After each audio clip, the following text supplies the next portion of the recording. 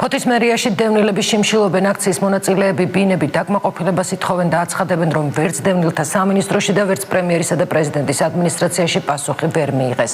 დევნილთა 20 ოჯახი ფოთში 40 დღეზე მეტია საპროტესტო აქციებს მართავს და ბინების გადაცემას ითხოვს.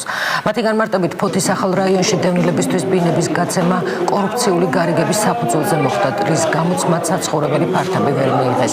ერთ-ერთი ასეთი აქციის დროს ფოთში შუახნის ქალბატონმა თავის დაწვაც კი სცადა. დევნილებს დღეს სოლიდარობა ნაციონალური მოძრაობის ადგილობრივმა ლიდერმაც გამოუცხადა. დევნილთა სამინისტროში ჯერ კიდევ აქციების დაწყების დროს განაცხადეს, რომ ეს ადამიანები საცხოვრებელი ფართით ეტაპობრივად დაკმაყოფილდებიან.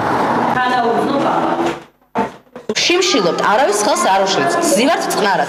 ალბათ ესეც არ მოსწონთ, რომ წყნარად ვზივართ და კარგით შემოვიდნენ, გაგვაძევონ და ჩვენ გავაგზავნებთ შიმშილობას, სანამ კომისია არ გამოიყოფა.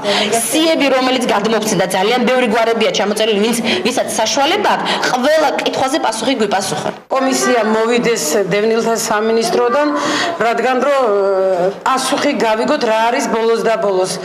ამოჩემებულია აქვენ კრიტერიუმები, ქულები, რას ნიშნავს ეს ვისი მოგონილია, თუ ქულების მიხედვით იყო დარიგება მიიღო ნულქულიანებმა ბინები. ამ ხალხმა უკიდურეს ფორმას მიმართეს პროტესტის, ვინაიდან აიძულა ხელისუფლება, რათა ეს ხმა მიწვდენოდა მათ.